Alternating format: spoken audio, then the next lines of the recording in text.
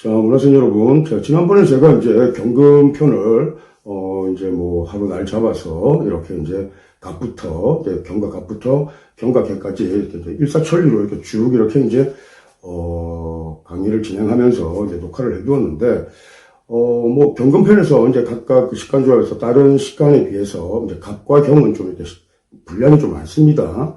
뭐 그렇게 하다 보니까 그 이제 통상 이제 뭐 그 30분이 넘어가는 그 영상 길이를 제가 좀 지루하다 싶어서 한번 찍고, 제가 이렇게 다시 이렇게 이제, 삭제하고 또 찍고 이렇게 몇 번 반복하다가, 어쨌든 뭐 좀 길어진 강의에서도 그 좀 중요한 내용이 있다 싶어서 그것을 쓰려고 하니까 33분 이후부터는 또 강의 영상이 다 이렇게 잘려 있는 거예요. 그래서 이게 왜 이런지 제가 잘 몰랐습니다. 그 뭐 스마트폰에 어떤 그 기능이 뭐 작용을 해서 이렇게 그 33분 이후에 영상이 찍히지 않는지 잘 몰라서 그렇게 해서 뭐 제가 몇 번 이렇게 그 수고를 이렇게 반복하다가 결국은 제가 그날 잤습니다. 그래서 이제 다시 이제 경금과 임수, 경금과 개수를 이렇게 이제 다시 이렇게 이제 녹화하게 되었어요.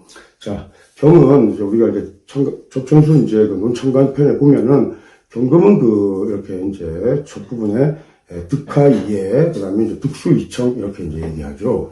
그래서 이제 그 득하이해라는 것은 이제 화를 얻어서 예리해지고, 그 다음에 이제 수를 얻어서 이제 맑아진다는 뜻인데, 화를 얻을 때 그 예리해지는 것은 이제 아무래도 병화보다는 정화겠죠. 그래서 정화를 진심으로 삼고, 그 다음에 이제 득수이청에서 이렇게 이제 수를 얻으면 경금이 맑아지는데, 이때는 그 개수가 아니고 임수와의 관계입니다. 예.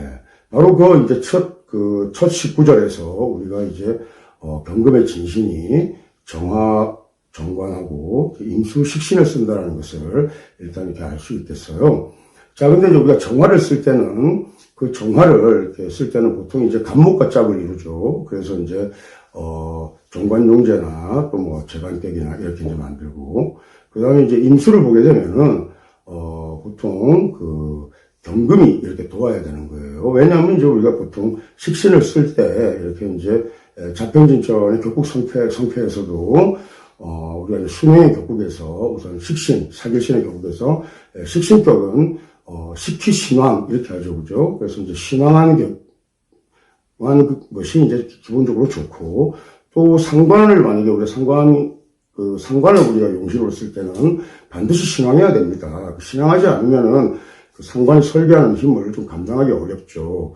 그래서, 보통 이렇게 이제 그 군겁, 이렇게 이제 비견이나 겁재를 이렇게 이제 동반해서 이렇게 이제 식상을 쓰는 용법을 쓰는 거예요.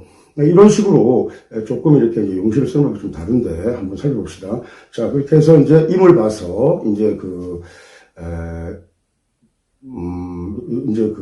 득수이청한다고 했죠. 득수이청한다는 것은 이제 그 경금의 숙살지기를 이렇게 이제 물러서 이렇게 씻어내므로써 예리한 그 숙살의 기운을 좀 덜어내면, 살기를 덜어내면 그 경금의 정신이 좀 더 맑아지는 그런 상황이죠. 자, 여기서 우리가 막다 이런 말은 보통 우리가 이제 수기운, 수를 우리가 묘사할 때 막다 이런 말 많이 쓰죠. 그런데 이제 여기서 말하는 득수이청은 경금이 맑아진 거예요, 경금이. 자, 그렇다면은 근래 이제 명리의 이제 이 성어들을 구분 없이 무분별하게 이렇게 쓰는 경우가 많은데, 뭐 학습자들은 뭐 추학자들은 실수할 수 있고, 또 학습자들도 이렇게 이제 제대로 된 그런 가이드나 또 뭐 선생님들을 못 만나서 아직도 잘 모르는 경우가 있는데, 이를테면 득수이청이다 이제 이 말과 예를 들어서 금백수청하다 이 말은 좀 다른 거예요. 예를 들어서 금수상함 이런 말이 있습니다. 그러니까 이제 금의 이론이 이제 최신이 금이죠. 이것이 이제 수의 용을 가지고 이제 금수의 관계가 잘 짜지면 이제 금수상함 이런 말을 쓰는데, 그 금수상함하고 금백수청을 같은 말로 받아들이는 경우도 있습니다. 이 금백수청이라는 것은 채용이 예를 들어서 금과 수, 그러니까 금 이론이 수를 봐가지고 이렇게 그 금백수청이라는 말을 쓸 수도 있고, 또 수의 이론이 금을 봐가지고 이렇게 그 금백수청이라는 말도 쓸 수 있어요. 그러니까 채용이 호환되는 거죠, 금수간에. 그러니까 엄격히 따지면 쓰는 법이 조금씩 다른 겁니다. 자, 이렇게 해서 어쨌든 그 경금과 그 임수 식신 간의 그 관계는 이제 십간이 좋은 관계인데, 보통 이제 그 경금과 임수가 이렇게 짝을 잘 이루면 그것을 그 금수쌍청이라고 해요. 그래서 이제 금수가 다 같이 청하다 이런 말을 쓰는 거죠. 이 금수쌍청이라는 말도 마찬가지죠. 금도 청하고 맑고 수도 맑다 이 말이에요. 근데 이것은 이제 보통 금수의 관계가 이렇게 이상적으로 조합되면 뭐 이를테면 금백수청 같은 경우에도 금수쌍청 이런 말을 하고 쓰기도 하고 같이 혼용해서 쓰는데 엄밀히 따지면 좀 그렇지 않습니다. 이 금수쌍청이라는 것은 이를테면 이런 거예요. 추수통원이라고 해서 가을철에 그 유장한 이런 물이 이렇게 아주 더 맑아 보인다 이런 뜻입니다. 그래서 이제 예를 들어서 임수일원이 신월에 나가지고 신월의 임수일원에게도 보통 이렇게 금수쌍청 이런 말 쓸 수 있습니다. 그래서 근데 통상 임수가 예를 들어서 채신이 되든 또 아니면 경금이 채신이 되어서 임수식신을 용하든 이렇게 경금과 임수가 짝을 이룰 때 보통 금수쌍청이라는 말을 이렇게 쓰는 거예요. 그러니까 금수쌍청이라는 말도 그렇게 보통 그 경금을 채로 삼아서 쓰기도 한다라고 제가 말씀드렸습니다. 이런 식으로 금백수청이라는 말 같은 경우에는 금수상함은 경금을 채신으로 쓴 그러니까 금을 채신으로 쓰고 수를 우리가 용한 겁니다. 이렇게 되고 금백수청이라는 말은 마찬가지로 금수쌍청과 같이 금과 수 이것이 어떤 것이 채신이든 채용이 바뀌어도 다 적용될 수 있다는 점에서 좀 더 엄밀한 그런 구분이 있어야겠어요. 그런데 이제 금백수청 같은 경우에는 통상 수가 이렇게 금에 비해서 좀 수의 세력이 좀 얕습니다. 그러니까 이제 이를테면 신월개수나 신월 임수 같은 경우에는 금백수청 이런 말 쓰지 않습니다. 벌써 임수가 원령을 얻어서 왕하잖아요, 그죠?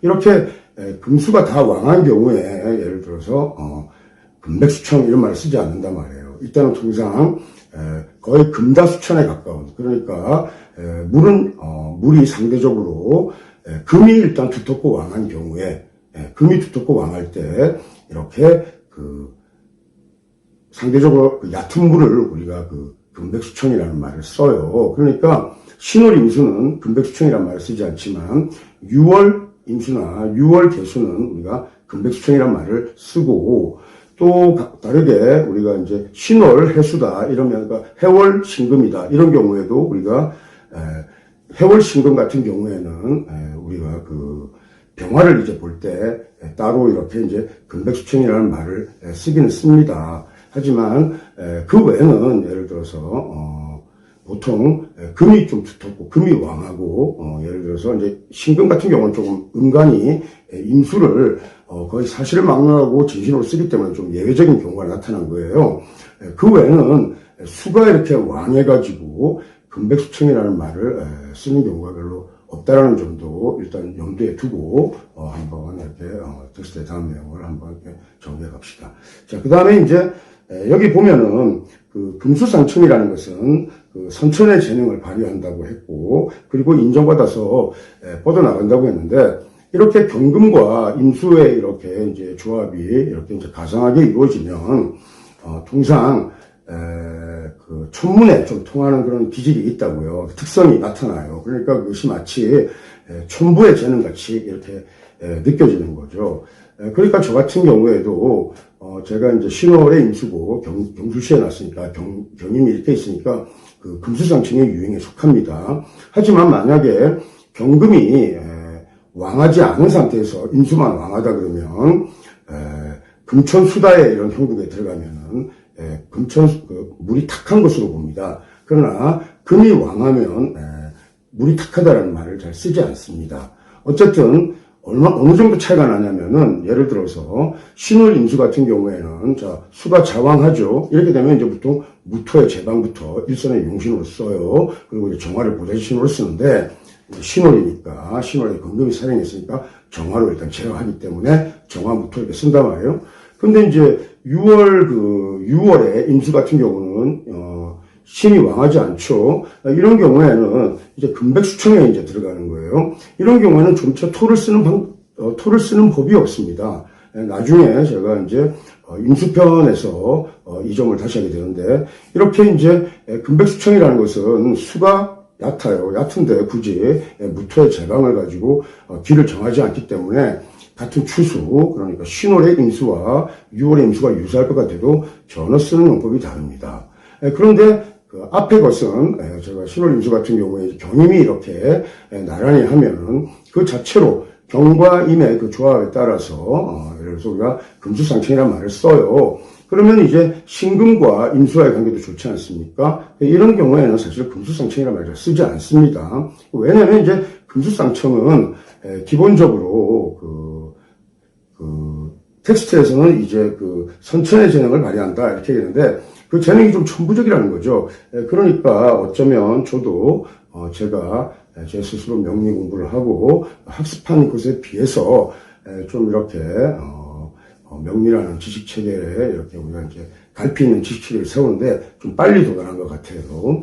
그리고 제 생각에 다른 사람보다는 좀 이렇게 영감이 끊임없이 좀 샘솟고 그래서 그런 제가 알고 있는 그런 명리 지식 기반을 틀로 해서 사유하면은 그것이 얼추 이렇게 다 맞을 거라는 그런 확신이 드는 그런 생각이 항상 있습니다. 그래서 뭐 그러한 것들이 이제 종류의 이제 형충약 이제 실기라든지 이제 팔자술 필살기였죠. 데스블로 또는 뭐 줄라치카 페이틀리즘이라든지 명리 36금수 그 다음에 이제 합생합반 뭐 이런 것들이 이제 기존에 있던 그런 명리 이론 체계가 아니에요.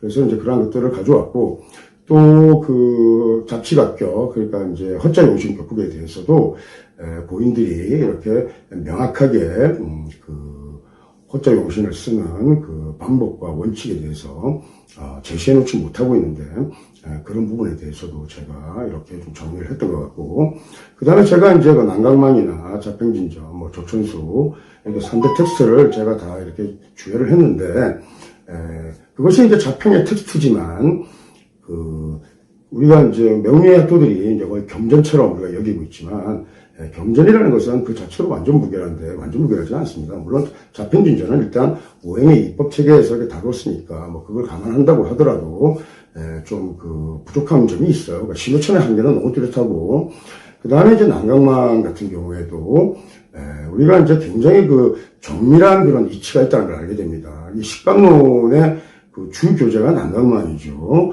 그런데 이제 예를 들어서 이런 겁니다. 조우를 우리가 쓸 때 여름에는 우리가 이제 개수를 쓰고 개수가 없으면 보통 임수를 쓰죠. 근데 이제 개수의 효용을 우리가 좀 더 높게 평가합니다. 이제 하늘에서 내리는 감루죠. 그런데 이제 여름에 이제 가뭄에 이제 한전 그러니까 가뭄밭에 우리가 물을 대려면 하늘에서 비가 올 수도 있고 그게 없으면 이제 저수지에서 물을 끌어와야 되는데 그걸 이제 임수 관계가 됩니다. 개수가 없으면 임수라고 쓰는데 그 임수를 쓰는 경우에는 물을 끌어와야 되니까 굉장히 수고하고 영면해야 되는 그러니까 수고로움을 수고를 감당해야 되는 그런 뜻이 있다고요. 그러니까 굉장히 성공할 수 있지만 성공에 이르는 과정이 굉장히 지난하죠. 그럼 개수를 쓰는 사람들은 훨씬 더 자연스럽게 성공에 나아갑니다. 그러니까 운이 좋아 보이죠. 우선 출신 가문부터 좀 다릅니다. 그러니까 부모 육친의 덕이 두텁고, 그리고 항상 기대로 덕이 있었기 때문에, 그리고 또 적시에 타이밍이 좋은 거죠. 뭐 창업을 한다든지 이런 것들이 시의적절하게 이루어지고 또 시의적절하게 펀딩 같은 것들이 잘 일어나고 이렇게 해서 아니면 또 가족들이 돕고 이런 주변 환경의 두터운 그런 인덕을 누리기 때문에 그러한 것이 개수의 효용 같은 거예요.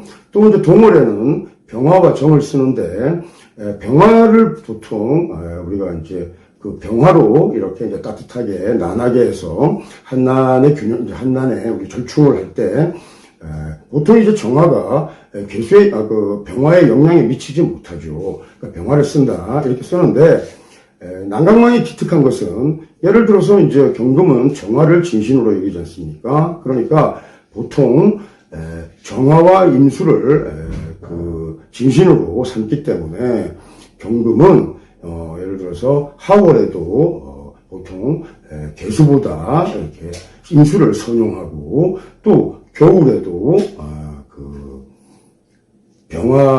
병정화를 다 기뻐하죠.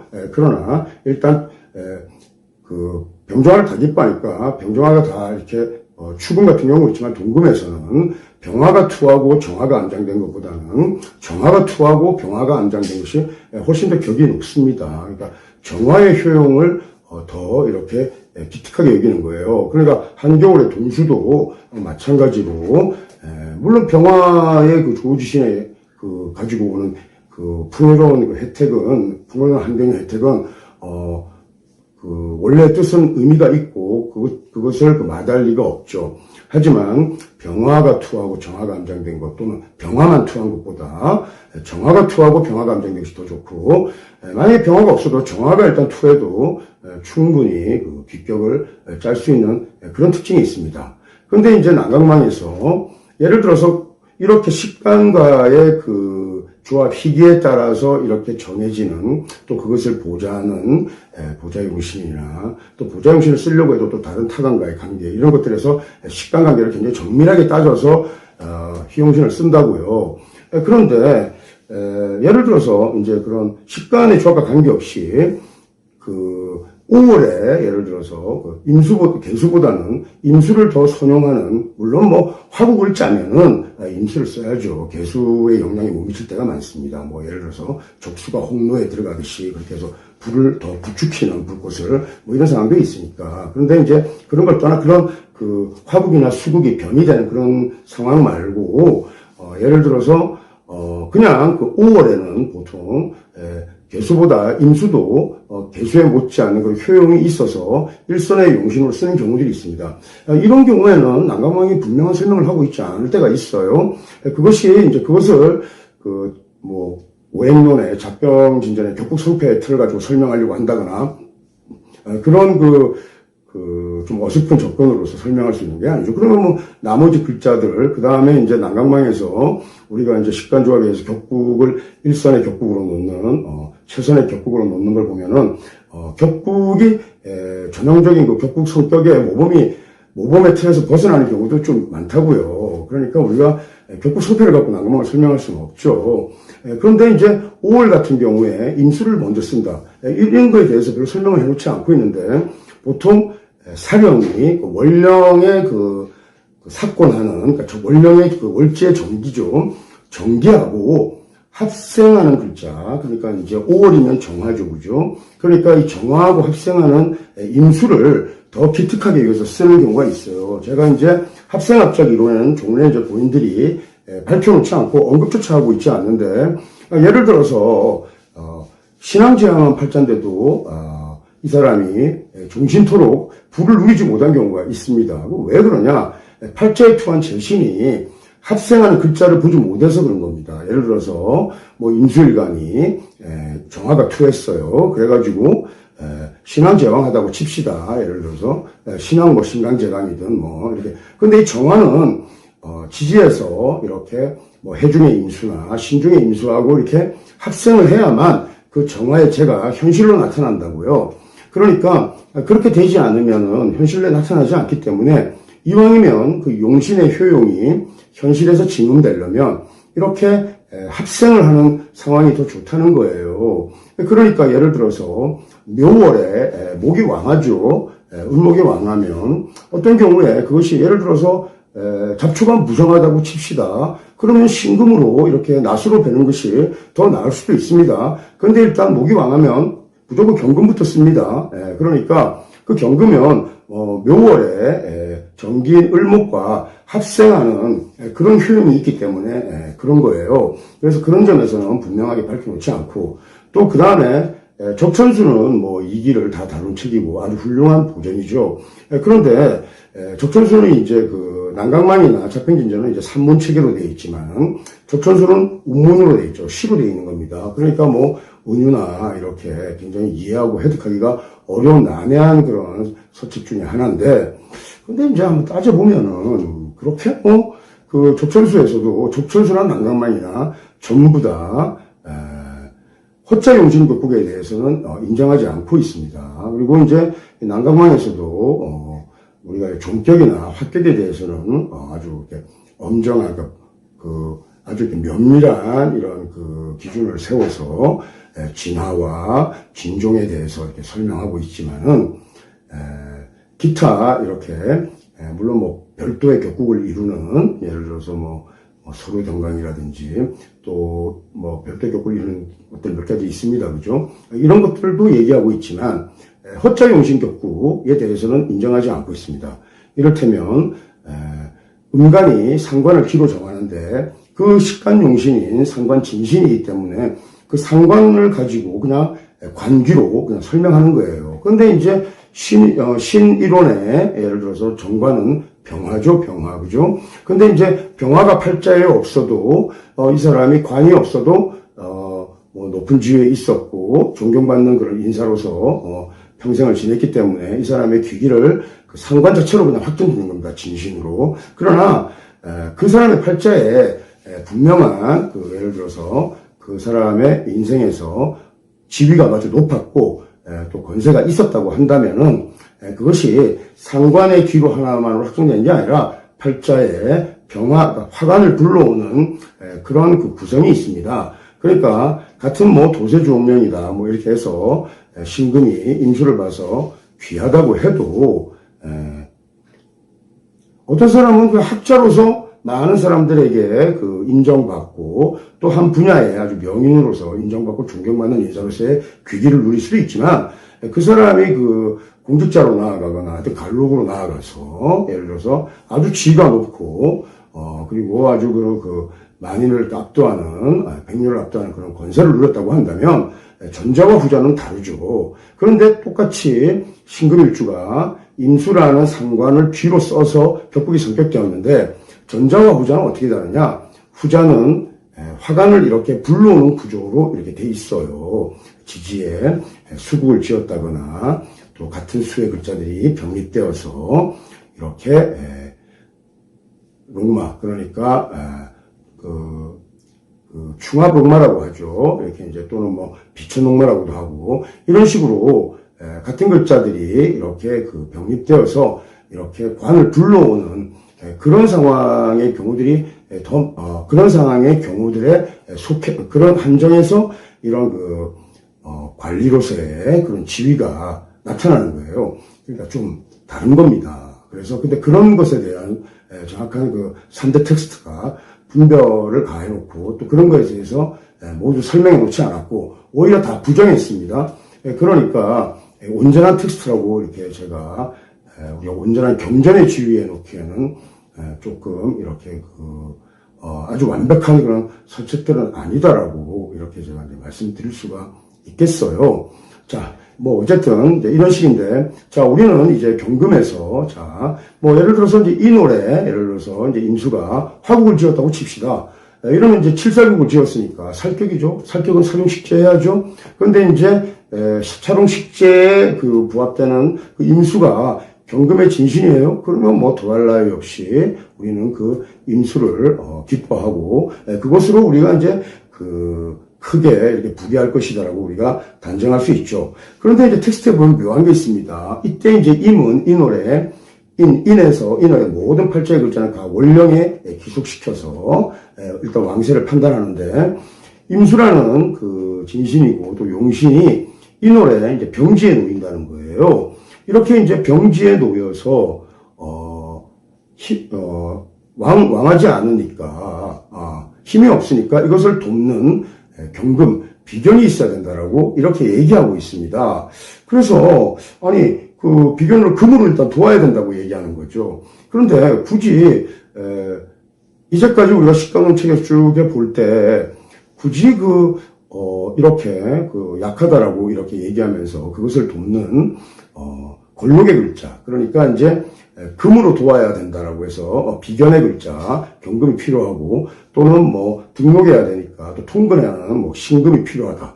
이런 식으로 굳이 이 노래 예를 들어서 경금도 예를 들어서 일단은 세하니까 신금이라는 글자, 등록하는 신금의 글자 하나를 가지고 채와 용이 다 이렇게 유력해질 수 있다면, 물론 그것은 좀 의미가 있는데 굳이 이 점을 왜 이렇게 언급하고 있지? 라는 생각을 한번 해볼 수 있습니다. 자, 그 다음에 보면 이제 여름에 4월의 임수. 자, 4월의 임수가 4월의 경금이 병화가 투하면은 4월에서 경금도 원래 길어졌죠. 그러니까 신앙화도 볼 수 있습니다. 신앙한데 일단 전기가 투했으니까 칠살이 더 왕한 겁니다. 그런데 이제 신앙, 살왕 이렇게 되죠. 그러면 신살양정에 일단 귀격에는 일단 부합하는 거예요. 그래서 그 자체로도 일단 귀가 있습니다. 그러나 전기가 이제 투에서 왕하면 아무래도 전기 쪽에 힘이 실리죠. 그래서 전체적으로 칠살이 왕하다라는 것은 조금 이론으로서는 굉장히 두려움의 대상이 될 수 있는 거예요. 그럼 일단 칠살이 왕하죠. 왕하면은 자, 재성 같은 경우에는, 재신 같은 경우에는 바로 그냥 힘이 소모됩니다. 이렇게 되니까 보통 처복이 없고 처가 일단 굉장히 고생하는 그런 상황이 나타나요. 칠살이 왕하니까. 그 다음에 사랑이 항상 나를 공격할 수 있는 부담이 있단 말이에요. 그러니까 자식도 나와는 이렇게 처자 육친이 다 좋지 않은 격으로 나타날 그 공산이 일단 있는 거죠. 이렇게 되면 당연히 병화가 투했다. 이렇게 되면 임수를 써서 만약에 그냥 4월의 경금이다. 그리고 임수가 투하면은 예를 들어서 사룡식재에 귀격을 짓겠어요. 근데 이제 병화가 투하면 좀 곤란하죠. 그 반드시 임수가 투해야 됩니다. 이때는. 그래서 임수가 이렇게 투해서 병화를 견제해 줘야만 기본적으로 이렇게 또 병화와 임수의 관계도 좋죠. 이런 식으로 해야 참다운 칠살에 이제 효용이 있는데, 칠살이 이제 식신이라든지 이런 식으로 이제 교화되거나 또 인수로 교화되면은 그때 우리가 관기를 우리가 얻을 수 있는 거죠. 그래서 이제 예를 들어서 이렇게 칠살이 왕하면 어쨌든 흉력이 있으니까 칠살이라고 하지만, 만약에 이제 신왕하거나 신강한 팔자에서 고투한 예를 들어서 칠살 하나를 우리가 이용한다고 하면은 그것을 칠살이란 말 쓰지 않습니다. 칠살을. 물론 우리가 이제 오양간은 전부 다 보통 칠살을 가지고 이제 귀를 정한다고 했죠. 그리고 이 칠살이 왕하지 않은 이상은 그 자체를 가지고 칠살을 말을 쓰지 않고 그냥 관이라고 씁니다. 그러니까 관귀라고 이렇게 써요. 또 그냥 평관 이런 말을 쓰는데 평관이라는 말은 특별한 의미가 없는 거죠. 어쨌든 이렇게 사용식재가 되면 그 칠살의 흉력을 우리가 이제 역용해서 그것을 관기로 우리가 이제 쓸 수 있다는 측면에서 굉장히 좋은 겁니다. 그래서 어쨌든 칠살이 이제 왕할 때 그렇게 쓰는데, 그 4월 경금의 대목에서 텍스트에서는 또 비견으로 돌아야 된다는 얘기를 또 하고 있을 겁니다. 한번 볼게요. 자, 보면은 4월에 병이 투했다. 이렇게 되면은 이렇게 이제 칠살을 용할 수 있죠. 이제 신살양정이 우리가 이제 균형을 잃었다고 볼 수 있으니까 그게 부합된다고 했잖아요. 그러면 어쨌든 그 칠살이라는 성분이 그것이 용신으로 우리가 쓸 수 있는 상황에서는 시용할 수 있다면은 그 칠살을 우리가 아까 제가 그냥 관기로 우리가 쓴다라고 난감한에서는 계속 설명할 수 있습니다. 그러니까 칠살을 살로 보지 않고 관으로 본다라고 이렇게 설명하고 있는데, 보통 이제 그 전에 이렇게 이제 우리가 이제 오행론의 단계에서 격국성패에서는 보통 이런 그 칠살이 긍정적인 관기로 작용하면 가살위권 또는 가살학권 이렇게 씁니다. 그러니까 살이 예를 들어서 위권, 관기가 관으로 바뀌었다 이 뜻이에요. 그래서 4월에 경금이 병화만 투해도 우리가 가살학권의 길을 말할 수 있지만은 일단 칠살이 왕하다라는 점에서는 좀 부담스럽죠. 그러니까 식신을 써야만 참다운 인의와 의리를 말할 수 있다라고 얘기했습니다. 영화를 말할 수 있다라고 얘기했습니다. 그러니까 영화가 위태롭지 않고 계속 그 부기가 이렇게 이어져야 되겠죠. 그런 점에서 이제 식신이 칠살을 잘 이렇게 제복하면서 칠살을 잘 다스린 그런 이제 상황인데, 보통 이제 그 칠살을 우리가 관기로 쓰는 사람들은 예를 들어서 아주 신앙한 명이에요. 그리고 아주 신강합니다. 그래서 칠살을 내가 용한다. 이러면은 우리가 용살, 인수 용살, 또 걸록, 월겁 용살, 또 아니면 양인루살, 이렇게 해서 이제 격국을 정하죠. 그런데 이때 그 관이라는 게 그 칠살이라는 것이 하나가 이렇게 고투하면은 그 사람이 자기 자신을 아주 엄숙하고 냉정하게 되돌아보고 또 성찰하는 그런 그 우아한 기풍이 있다고요. 그런 기풍이 있는 사람들은 기본적으로 옳고 의로운 것을 자기가 추구하는 그런 속성이 있는 겁니다. 그리고 거기에서 우리가 그래서 부담스러운 칠살격을 짓거나 칠살이 왕할 때 그것을 잘 교화해도 우리가 감기가 절로 나타나고 또 칠살 하나가 이렇게 투했는데 음간은 해당되지 않습니다. 그래서 이제 양간의 경우에 그것이 그냥 관기로 작용하면 우리가 좀 부엌의 틀에서 입법의 본영 틀에서 봐도 이렇게 고투하면은 그것을 굉장히 기뻐해서 그 자체로 우리가 관기로 이렇게 받아들이는 거예요. 자, 그 다음에 이제 여기 보면은 이때 이제 이 4월 같은 경우에는 임수가 사에서 절지에 놓이죠. 임수가 사에서 절지에 놓이면 또 이 경우에도 마찬가지로 경신금이 또 도와야 된다 이런 말을 쓰지 않겠습니까? 근데 텍스트에서는 그 말을 하지 않고 있는데 어쨌든 4월에도 경신이 투하거나 아니면은 지지에서 등록한 득지한 신금을 보는 것이 좋습니다. 자, 이건 왜 그러냐? 식상을 우리가 쓸 때는 기본적으로 신앙한 것이 좋기 때문에 그렇다라고 일단 이해해 두는 거예요. 자, 근데 다른 쪽에서는 그런 말을 하지 않다가 왜 경금과 임수편에서 자꾸 이렇게 식신을 쓸 때 이렇게 왜 비겁을 그러니까 특히 이제 비견, 경금에 이렇게 방신을 강조하고 있나? 우리가 이제 하월 궁금이 북방 원무가 묘하다 이런 말씀입니다. 하월에 금. 예를 들어서 하금이라고 이렇게 하면 되는데 하월에 궁금이라고 했어요. 무리를 지은 금이라는 뜻이에요. 보통 하월에 금, 여름에 우리가 난강망 이제 텍스트에서 사마, 여름철에 경금은 기본적으로 인수의 수기를 당연히 기뻐하겠죠, 그죠? 수기를 기뻐하는데 왜 하월 하금이라고 하든지 이렇게 하면 될 텐데 궁금이라고 했을까? 좀 이상하지 않습니까? 그죠? 이렇게, 기본적으로, 경금편에서는, 우리가 하월 같은 경우에, 이제 예를 들어서 관살격이 되겠죠. 이때, 비견의 요소가 일단은 있어줘야, 우리가 임계수를 쓰기에 굉장히 마땅한 격국을 이루기 때문에 그런 거예요. 그리고 또 하월 궁금이라고 해서, 하월금이 아니라 궁금, 무리군자죠. 이렇게 궁금이라는 쓴을 쓸 때는 또 다른 또 의미가 하나 있습니다. 그래서 지금 이렇게 텍스트에서 다른 그 식간조합과 달리 이렇게 임수를 돕는 경금이 자꾸 이렇게 필요하다라고 한 번씩 더 강조하고 있는 겁니다. 자, 5월 같은 경우에는 5월에도 보통 중하죠. 여름철에 한참 가장 여름의 기운이 상할 때인데 이때도 개수의 효용을 보통 일선의 용신으로 취하죠. 그런데 이제 경금편에서는 임수를 먼저 선용하고 개수를 일단 차용한다고요. 그러니까 이때도 보면은 식간의 관계에 의해서 이렇게 임수를 먼저 선용하는 그런 특징을 보이고 있습니다.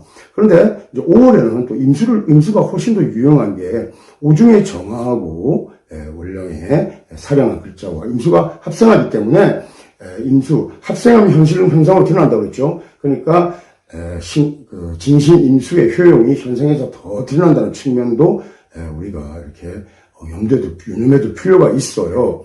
난강왕에서는 뭐 이런 점을 얘기한 적이 없고, 어떤 곳에서도 이 점에 대해서 이렇게 정확하게 얘기한 적이 없습니다. 자, 근데 현실에서는 그렇다는 겁니다. 실제에서.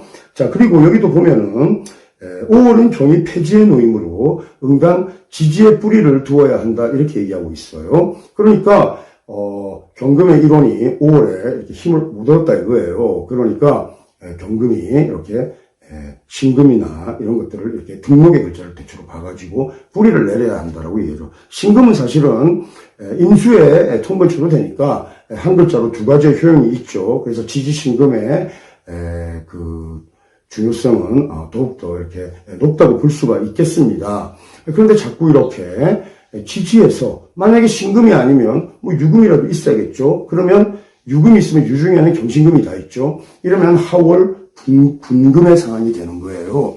또 화월 분금의 상황이 인수를 보면 또 어떤 특징이 있냐면은, 자, 금의 글자가 여러 개가 있으면서 수의 글자가 하나가 있으면은 일수가 삼경신, 그러니까 세 글자의 경신, 경금, 뭐 신 이렇게 있다든지 경신신 이렇게 있다든지 금다 수천의 상황이 되죠. 이렇게 되면 그 자체로 체전지상 온전한 그런 격국을 짓는다라고 해서 굉장히 귀하게 여깁니다.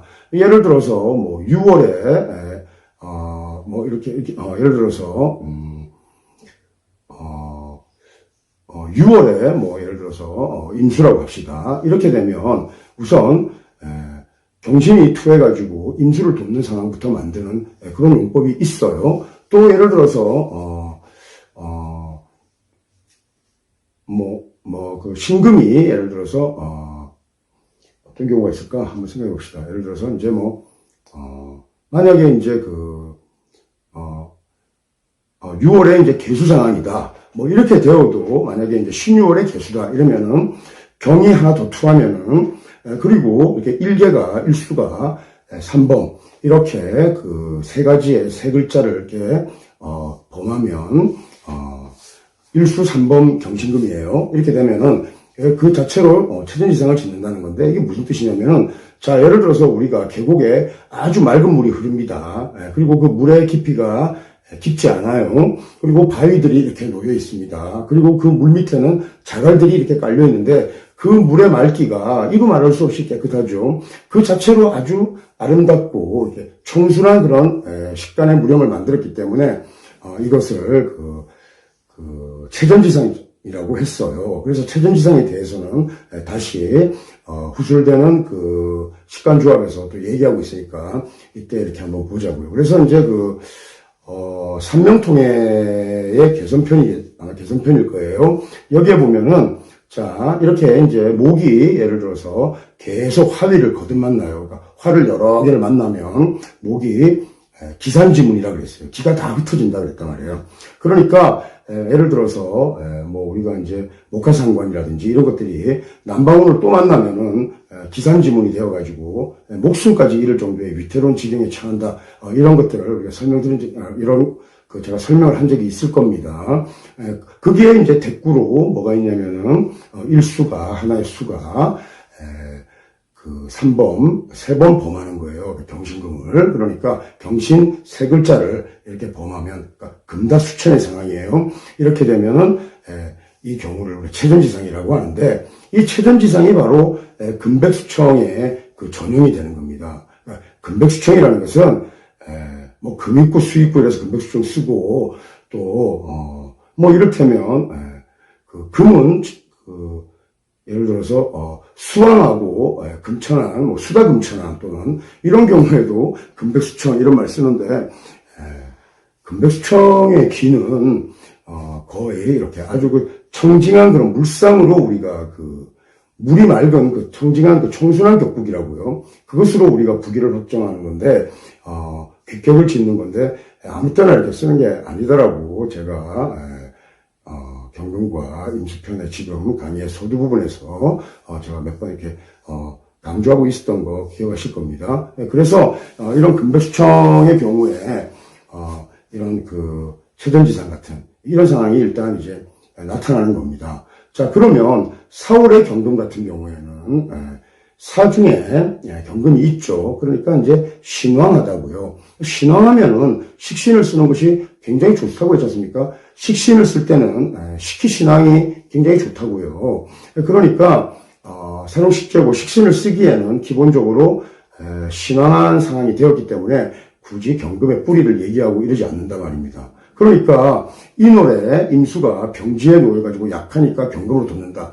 이런 식으로 설명하면은 4월에 임은 임사절지에 놓이는데 더 경금이 필요하죠. 근데 굳이 그런 얘기를 하지 않고 있습니다. 물론 원령에 금의 기운이 있으니까 그것을 염두에 두고 설명하지 않을 수 있겠지만은 난강망의 이제 설명이 이런 식인데 이렇게 분명하게 이렇게 밝혀놓지 않고 일부러 이렇게 설명하지 않고 넘어가고 이런 상황은 아닌 것 같아요. 그래서 그러니까 경금이 있는 명식들이 기본적으로 경금 비견이나 신금 등록을 갖춘 팔자들이 굉장히 보통 이렇게 상상해서 부귀격을 지으니까 임수가 약하니까 경금으로 도와야 된다. 뭐 이런 식으로 설명을 한 거예요. 그렇게 따지면 4월에서는 더 강조해야 되죠. 근데 실제로 그렇지는 않죠. 그 다음에 5월에서는 또 임수가 경금이 통분해야 된다라고 이제 얘기하고 있습니다. 이것이 하월 궁금. 하월 궁금이라는 것은 하월 궁금이 이제 고인들이 임계수를 보면 묘하다 그랬는데 궁금이기 때문에 물론 하월에는 경금이 좀 약할 우려가 있습니다. 그죠? 그러니까 약해서 우리가 이렇게 비견을 우리가 있어야 된다 이런 차원에서 하는 게 아니라 궁금이라는 상황 자체가 임계수 식상을 쓰기에 일단 일단은 왕하거나 아니면 많아야 되는 거예요. 그래서 체전지상을 이루거나 금백수청의 상황을 일단 만들기 위해서 그런 겁니다. 그래서 우리가 수이론에서도 금이 여러 개의 글자가 나타나거나 또 금의 글자가 수를 쓸 때 금의 재신일 때 수기라는 걸 쓸 때 궁금 이런 말을 쓰는 것은 우리가 체전지상이나 아니면 금백수청의 같은 그런 상황을 염두에 두고 있기 때문에 나온 말이라고요. 그래서 고인들이 하월에 궁금, 무리를 지어서 금이 있는 이런 상황을 굳이 언급했을 때 그 이유가 이렇게 있는 겁니다. 자, 그 다음에 여기 이제 당연히 우리가 이제 임수계수를 쓸 때 무기토가 투에서 용신을 제어하면은 격국을 우리 자평진이나 성득폐, 성중육폐 이런 거죠. 예를 들어서 성득폐에 가까운 건데 성격시킨 것을 다시 도루묵으로 만드는 거죠. 그러니까 이제 평범해지기 쉽다고 이렇게 했습니다.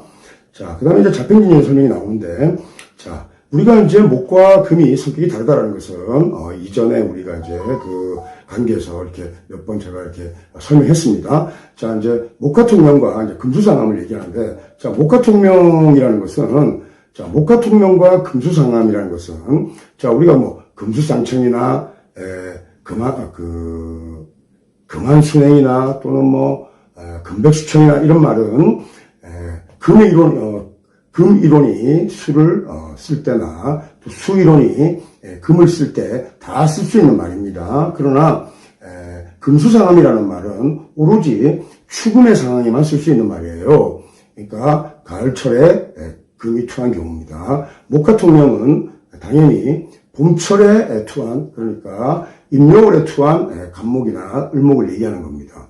이렇게 이론이 왕하면, 자, 이렇게 이제 태왕자 의설이죠. 왕자 의설. 너무 왕하면, 이론이 왕하면 그것을 이렇게 극할 수가 없으니까 설하는 것이 마땅하다라는 게 태왕자 의설인데, 자, 목화통명 같은 경우에 우리가 이제 적천수도 이제 춘불용금, 봄에는 금을 용납하지 않는다고 하죠, 목이.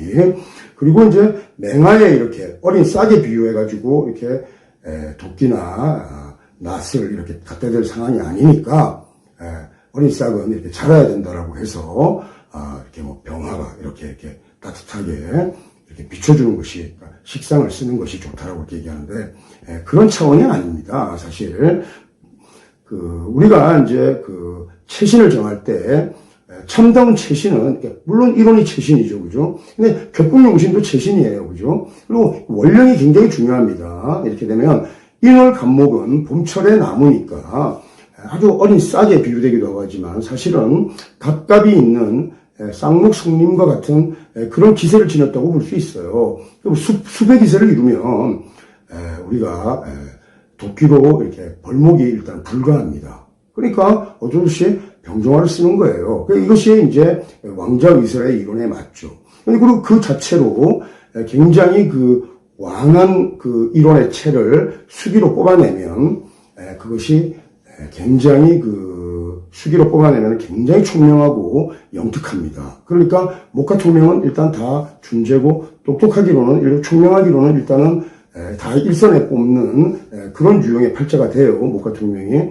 그러니까 춘목이 화를 봤을 텐데 그리고 그것이 수기의 영특함을 의미하는 동시에 그 자체로 이미 일선의 용신이기 때문에 규격을 확정짓는 겁니다. 그리고 금을 용납하지 않아요. 그러나 한번 봅시다. 묘월의 간목은 먼저 일선의 용신이 경금입니다. 경금. 그리고 경금을 쓰려면은 정화가 예를 들어서 이렇게 경금과 정화의 이렇게 삼자간의 조합으로 그 경금을 쓰고 그 다음에 그 경금을 그 상관 이렇게 해서 상관 가살의 형태로 기본적으로 그 팔자의 일격이 정해진다고요. 그러면 뭐 봄철에 나무가 충불용금이 이렇게 두루두루 쓰이는 건 아닙니다. 그러나 인월 간목 같은 경우에는 바로 경금 간목의 진신이 경금이에요. 그죠? 칠사. 그러나 경금 하나만 떠가지고 우리가 귀격을 논할 수가 전혀 귀를 나타내지 않는다고요. 통하지 않습니다. 그것이.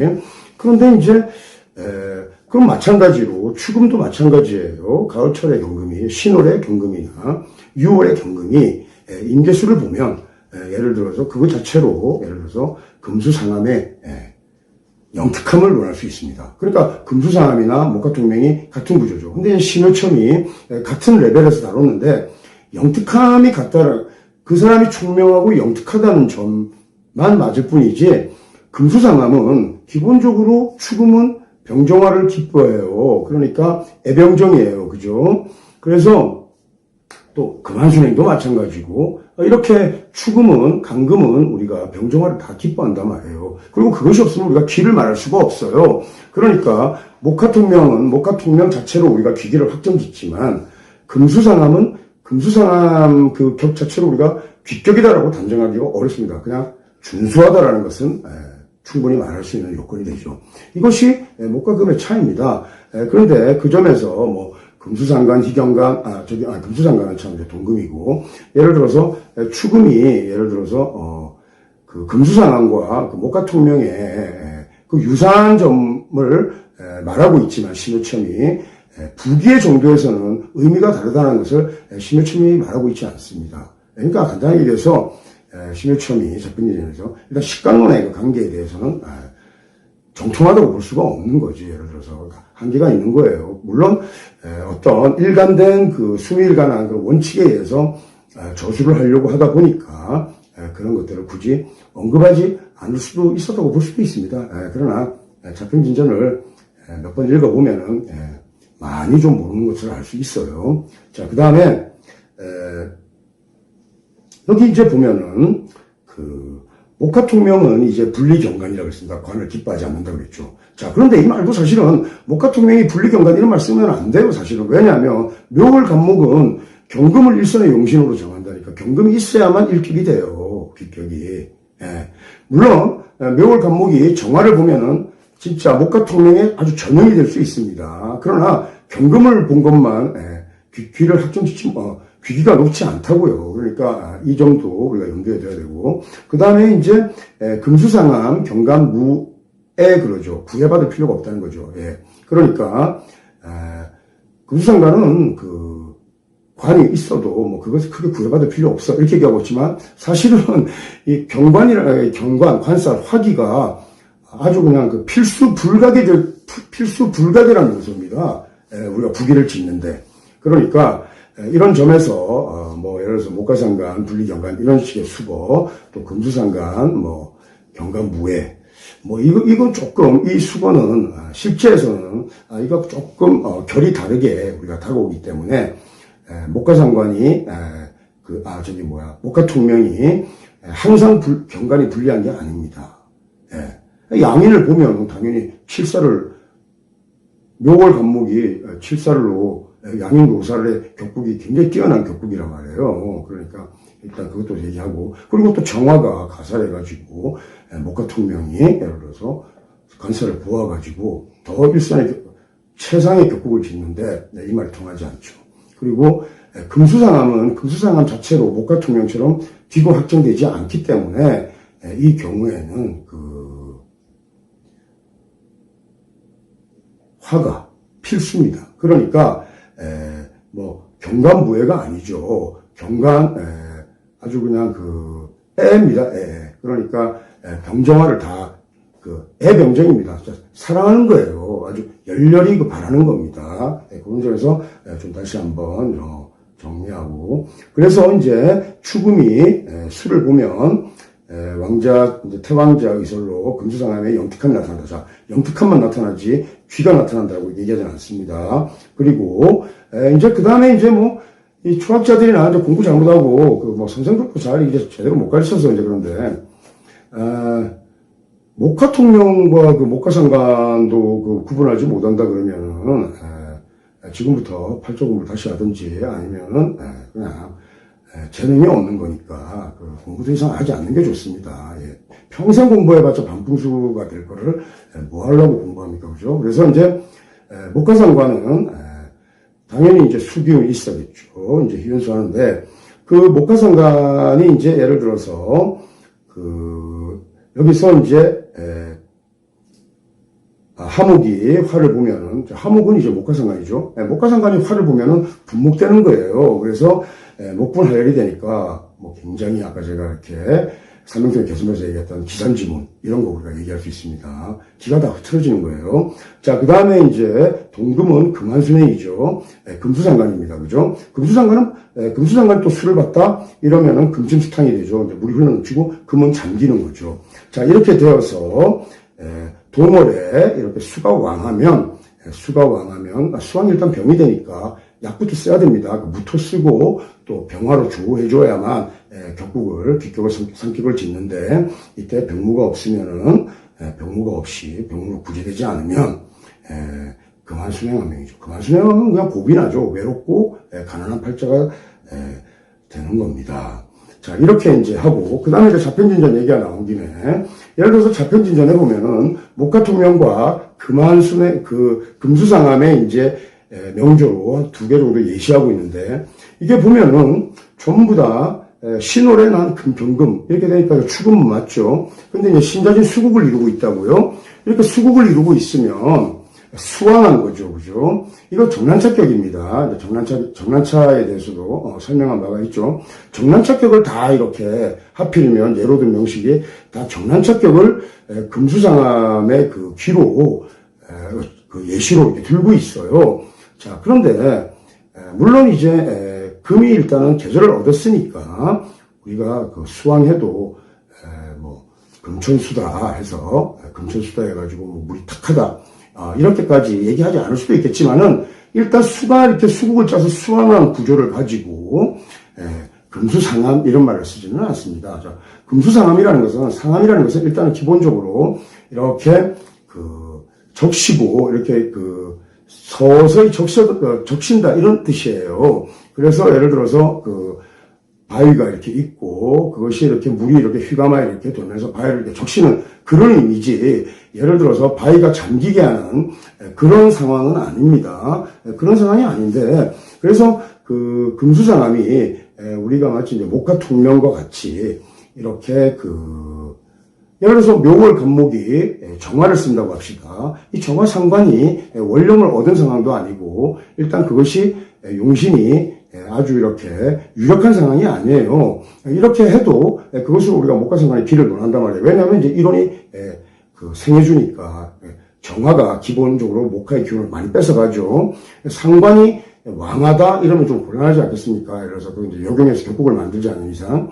그 다음에 이제 금수상암도 마찬가지고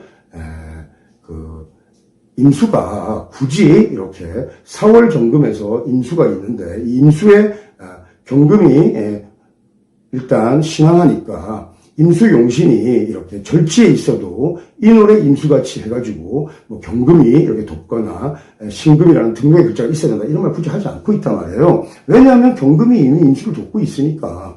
그런 점에서 굳이 예를 들어서 수가 왕한, 가급적이면 금이 왕하고 금이 많고 금다수천한 것이 제가 물이 더 맑다고 해서